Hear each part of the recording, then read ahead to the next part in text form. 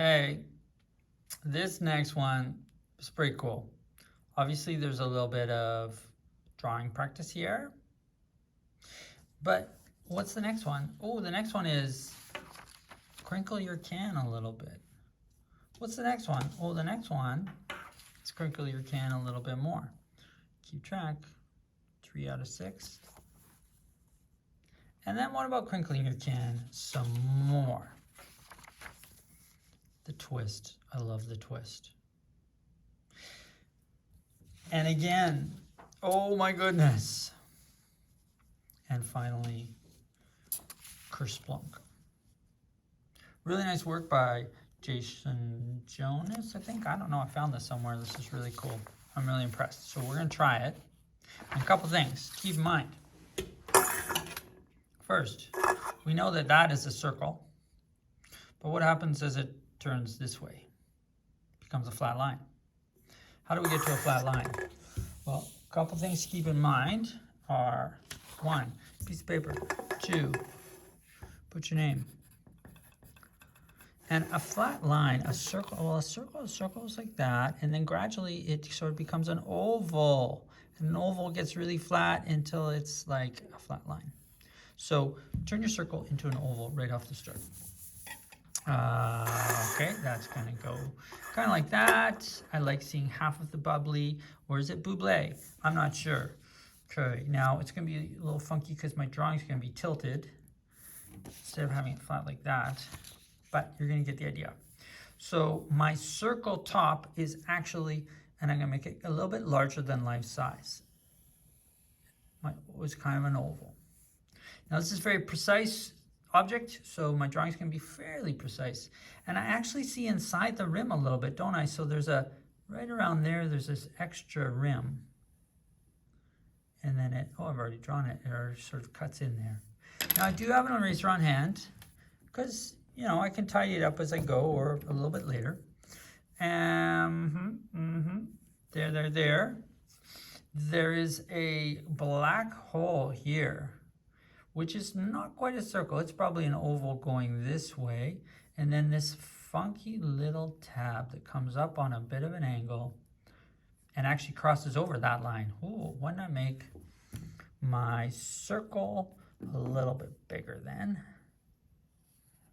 It's the black circle. My tab crosses over and touches. We'll make it big. We'll make it touch that line. And then there's a, oops, I just lost my eraser. There's a bunch of stuff inside of here. It's very hard to make out. I'll do a little shape there and kind of a shiny bump there. I'm not sure. All right, not bad. I also know I can see more on the rim. It actually has a bit of thickness to it. And it sort of disappears there. This is a bit challenging. We're getting it. There's a few little letters there. I'm not going to put those in because they scare me. All right, we're just working on outlines, not so much reflections or shading. So there's a bunch of shading in here. You could if you wanted. You know, obviously you can do that all dark. What's next? Coming down the side, right here, there's a slight outward bump. And then it's pretty much straight down. Now, because of the camera, where's my fingers? It tapers, oops, it tapers in a little bit. Don't move your spot, don't move your can. So by that I mean, here mine bumps out, and then it's pretty much straight down. How far down, I'm not sure, but it comes in a little bit.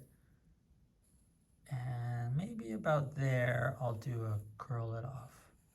Smile on the bottom, smile on the top. Just like, well, just like our celery. Okay, now the lettering, let's see, it all kind of curls around. So everything's gonna wrap around. I'm gonna start with the bubbly buble. I actually can't see it through the U is a little bit higher than halfway. I can't see it through my iPhone thingy. So I think it's gonna be, normally the U is quite wide. I'm gonna make the U kind of narrow because it's going off the edge. I'm going very light, but I know the B, straight up and down, curved, and bam. I'm actually looking at, is that a circle? Yeah, that's a proper circle. I'm looking at the can almost more than I'm looking at my drawing, because I don't want it to be flat on my drawing. Oh yeah, check it out. One thing I've noticed, look at that angle. The word goes down on an angle. It's not flat, it goes down on an angle. I drew mine on an angle. See if I can put that back to the right spot. Kind of like that. So my letters have to go down on an angle too. Wow. So it's probably more like this. I'll put in a little line just to give myself. So that'll come down there a bit. My buble will come a little lower. My Y and my Y. Somewhere in here. I'm going fairly slowly. And then there's a gap and I have a B over here.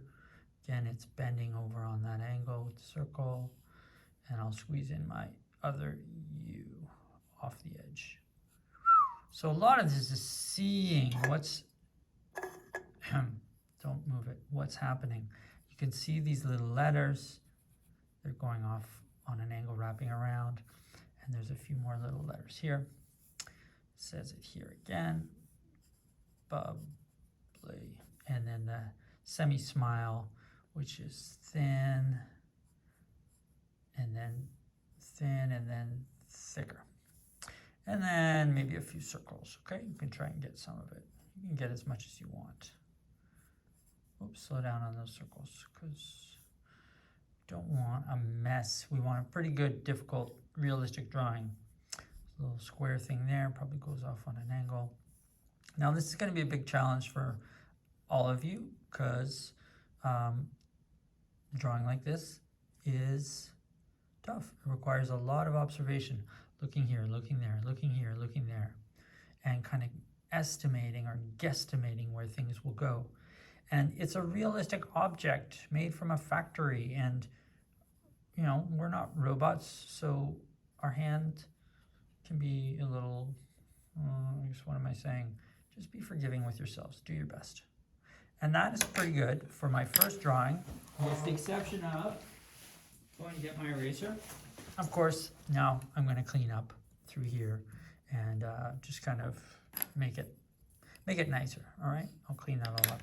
But for the sake of this moment, you get the idea. That's number one.